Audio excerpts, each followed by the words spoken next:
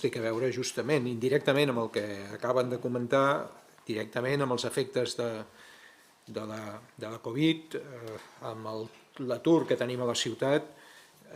i en el marc estratègic per al foment i creació d'ocupació de qualitat a la ciutat. És a dir, té a veure amb la voluntat expressada ja fa molts mesos per part del govern de la ciutat i amb el suport de tots els grups de l'oposició per a fomentar, per a promoure una ocupació de qualitat. Abans d'acabar l'any 2021, segons havia dit vostè mateix, em sembla, senyor Collboni, Barcelona hauria d'haver disposat d'un nou acord de ciutat per l'ocupació de qualitat fins l'any 2030. I el prec que li plantegem té a veure amb això, quin és el calendari previst per la seva signatura,